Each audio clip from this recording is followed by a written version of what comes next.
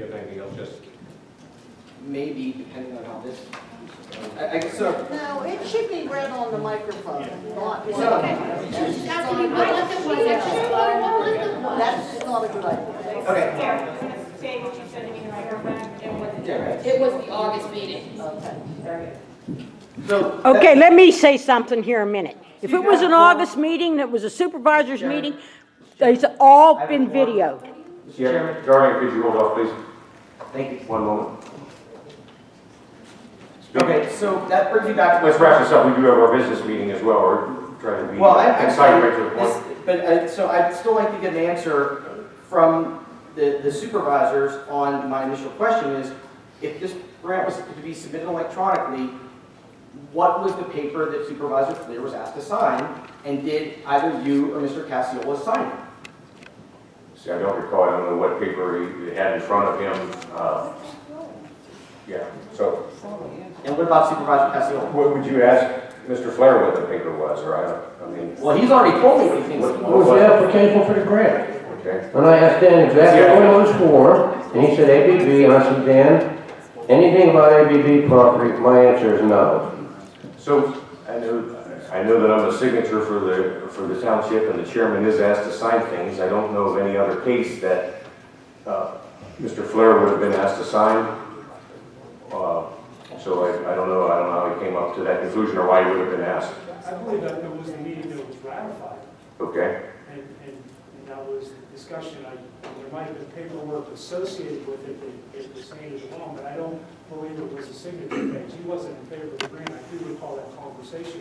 Okay. Again, the paperwork appears to be, it was a letter of intent, which was filed by our attorney.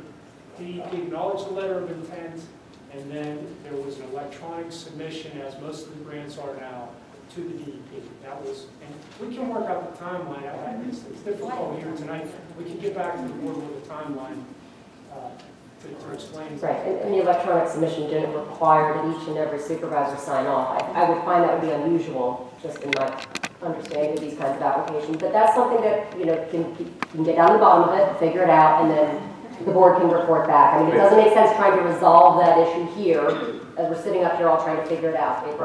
That can be, Okay, we facts give to it be to gathered and then report back. That's what I would recommend. And Mr. Chairman, I appreciate your response on that. Could I get a response from Mr. Cassiola, please? Yeah. He's not, never happened. Application. Something like I'm gonna get some straight here. I am not lying. I did not imagine this. It was right, Dan was sitting right there. I was walking out and he asked me if I would sign it. Chairman, we told Dan said he didn't have one. Tommy, I'm not talking to you. Point taken. Dan stated that it was not asked for. Jesse, you have another question, sir? Well, I have plenty of questions, but I'll yield at this point. Thank you, sir. Shall state your name and address. Shell Springmark, 40 North Poppy. So I'm looking at the meeting minutes from August of 2018. And in the engineer's report, it says, Dan Dizeroff reported, in addition to his previously submitted monthly report, the application was submitted last Monday for the mine reclamation and grant involving the ABB property. And at the end of the meeting, during citizens' comments, resident Michelle Stonemark, look at that, at North Capali, addressed Dan Dizeroff regarding the grant application for the ABB property. Dan addressed her inquiry. There was a discussion about applying for a grant, and that night, you guys were advised to approve the application. Was there a vote given? There was a vote given. What is it and now? It was voted 3-2, and Mr. Vizio admitted that he was going to vote for that because you guys had already applied for it. And it would get the township in trouble if you didn't. It was asked, I think, beforehand, I assure you. Well, I think at this point it would be, if you, as you claim, 3 votes before the grant was applied for, I think it would behoove everyone to see the electronic correspondence that shows that. There's no reason why. I mean, everybody has email. Everybody saves emails. I'm sure as a township, chairman, I'm sure you save all of your emails. I'm sure it shouldn't be an issue to find the correspondence that shows the 3 supervisors that said yes before this meeting. Michelle, Frank is sitting right there. Ask him if he voted. I already know that he voted. Well, I'm telling you. I have to check the record, that's what, a year and a half ago or a year ago? Well, then that's fine, Frankie. But You know, that's when we should. Well, it would have been August It's of, speculation. It's what I'm referring to in my comments, because we're not getting anywhere when we get up and just accuse or point fingers. Either you as a supervisor should say, you don't recall, give us a chance to look and see how you voted at the next meeting. And the property is not going to go away, it's going to be there. all right. Well, thank you, Anna. Together as a group of citizens and stop all this fighting and arguing back and All forth. right, thank you, Anna. Well, Anna, I'll reiterate what I said last month. Right. You know, that firm, I'm not here to talk people down about anybody, And I believe. but that firm was here a couple years ago. They did not satisfy me, so I had to convince two fellow board members. Okay. Got in some heated discussions with them. I said, we have to make some changes. A lot of people were supportive of me. Right. The same firm was representing us here with ABB. They failed to represent us in a good manner. They apologized to us for withholding information from us.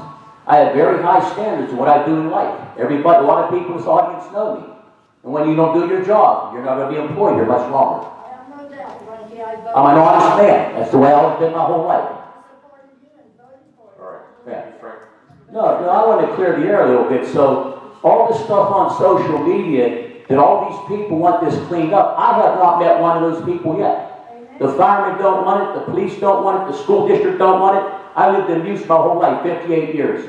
There's people in this audience tonight, they don't want that place touched. So I like to meet who these people are. And we don't want it. Exactly.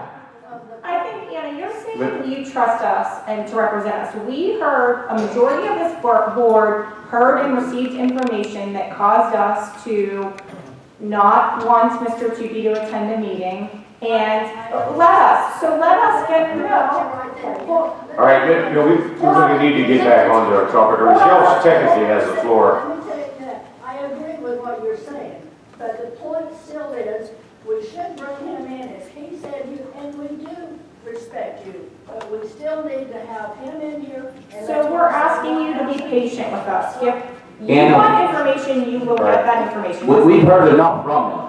It was time for them to go. We heard enough, believe me. All right. You did. No, me and my fellow colleagues did. Okay, And it was not good. let me just say, Is it not fair for the citizens to hear also? You voted for us to put us in office, we represent you. I did, but doesn't mean I agree 100%. and that's fine, and we don't always agree with what our elected officials do, I understand that, but they're elected to make the decisions. And let me just say for the record, all attorneys serve at the pleasure of the board, so the board ultimately makes a decision when they want to move on from a relationship or not move on from a relationship, hire a new attorney, fire an attorney. We serve at the pleasure of this board, and you as citizens elect this board. So, you know, I don't recommend anyone talk bad about any of the attorneys. We're all here to do a job. Sometimes it's a difficult job, and the board will decide if they no longer want the services of any attorney, me or anyone else. So that's what the board's going to be deciding tonight, and they'll vote later on in this meeting on that. And I understand that, but still, when you have all the, how many people we have in this township, and people are calling me, they don't know what's going on, so what's wrong, Cindy? What's wrong, Frankie? No. Ron, with at least tabling this and try to find out an opinion from the attorney, and let. We've heard enough, we've had executive sessions, and we've talked enough about this. All right. I can hear it. All right, let's get back. Michelle, you have the floor. I also just want to mention that as a person who files for grants, federal grants, state grants, private foundation grants, there is always the spot at the end that you have to sign that says, electronic sign, that says you have the authority to represent the community or, you know, the organization that you're applying for the grant. So someone gave Mr. Januso, I apologize if it's not you, who applied for that grant, someone gave him the authority to sign that application. And that's the, If I had that authority, which I am normally given as Secretary of the Township, I would gladly show you that paper. Right. I'm telling you that there is no signature document that I signed.